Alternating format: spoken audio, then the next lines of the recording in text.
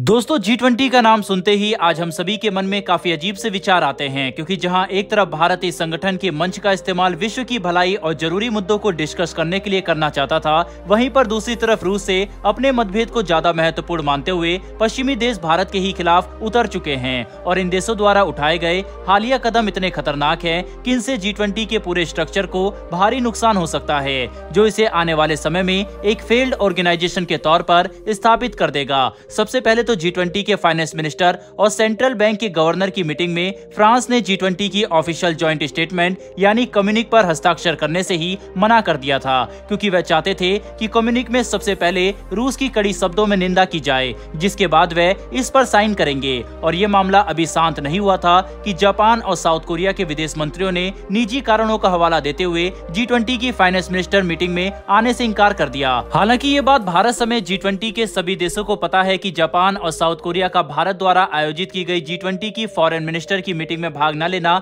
भारत पर यूक्रेन मुद्दे को लेकर दबाव बनाने की प्रक्रिया का हिस्सा है, ताकि ये देश भारत पर प्रेशर बनाकर हमें रूस से अलग कर सके। लेकिन इनकी ये नीति कुछ खास काम नहीं कर सकी, जिसके बाद अब अमेरिका समेत विश्व के 7 देशों ने साथ मिलकर भारत के खिलाफ अब तक का सबसे बड़ा कदम उठा लिया है। दरअसल दोस्तों, मीडिया सोर्सेज की तरफ से आई लेटेस्ट रिपोर्ट से इस बात का खुलासा हुआ है कि जहां एक तरफ अभी तो सिर्फ कई देशों की तरफ से G20 की मीटिंग में आने से इनकार किया जा रहा था, वहीं पर दूसरी तरफ अब जो देश G20 की मीटिंग में आ चुके हैं वे रूस के साथ सामूहिक फोटो भी नहीं खिंचवाना चाहते, जिसका कारण रूस से लगातार बढ़ते मतभेद और यूक्रेन युद्ध को माना जा रहा है। सबसे बड़ी परेशानी की बात तो यह है कि सभी देशों ने रूसी विदेश मंत्री सर्जेय लेवरोव के साथ एक फोटो फ्रेम साझा करने से इनकार कर दिया है, जिसके बाद अब G20 की मीटिंग किसी मजाक से कम नहीं लग रही, क्योंकि भारत की प्रेसिडेंसी में हो रही G20 की फॉरेन मिनिस्टर मीटिंग में ना तो G20 के सभी देश शामिल हुए और ना ही इस मीटिंग के बाद सामूहिक फोटो शूट किया जाएगा, जो एक परंपरा की तरह हर G20 मीटिंग के बाद होता है। साथ ही अब तो इस बात पर भी कुछ नहीं कहा जा सकता कि क्या G20 फॉरेन मिनिस्टर की मीटिंग के बाद कम्युनिक पर सभी देश हस्ताक्षर करेंगे या फिर नहीं, जो भारत के लिए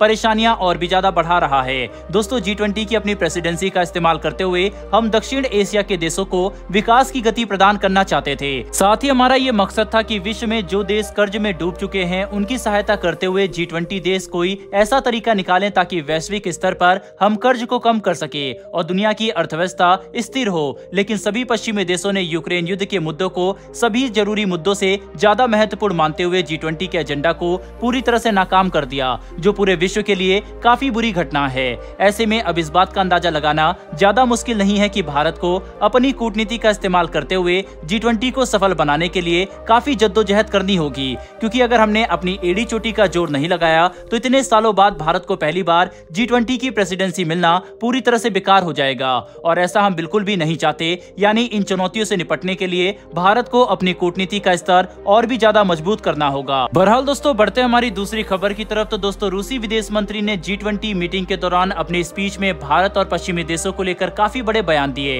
हालांकि उनके इस भाषण को कई पश्चिमी डिप्लोमेट ने पूरी तरह से बॉयकॉट कर दिया, लेकिन इस स्पीच में जिस तरह के बयान दिए गए वह विश्व को जरूर गंभीरता से सुनना चाहिए, क्योंकि हमने देखा है कि कैसे यूक्रेन की नेटो मेंबरशिप हासिल करने की जिद ने इतने बड़े युद्ध की शुरुआत कर दी। और अब अगर रूस के बयानों को नजरअंदाज कर दिया गया तो परमाणु हथियारों के इस्तेमाल की संभावना भी काफी ज्यादा बढ़ जाएगी। दरअसल अपने बयान में रूसी विदेश मंत्री ने संयुक्त राष्ट्र सुरक्षा परिषद में भारत की स्थायी सदस्यता को एक बार फिर से G20 देशों के सामने समर्थन दिया। तो वहीं पर यूक्रेन युद्ध पर बात करते हुए उन्होंने ये बात साफ तौर पर कह दी कि जिस तरह से पश्चिमी देश यूक्रेन की सहायता कर रहे हैं और रूस यूक्रेन के बीच हो रहे युद्ध में अपनी टांग अड़ा रहे हैं, उन्हें इसके काफी गंभीर अंजाम झेलने पड़ सकते हैं। यानी हम सर्गेई लेवरोव के इस बयान को अमेरिका समेत सभी यूरोपियन देशों के लिए एक सीधी चेतावनी के तौर पर देख सकते हैं। कुल मिलाकर समझने की कोशिश करें तो रूस अब दुनिया को ये साफ तौर पर बताना चाहता है कि अगर यूक्रेन को यूरोपीय और पश्चिमी देशों की तरफ से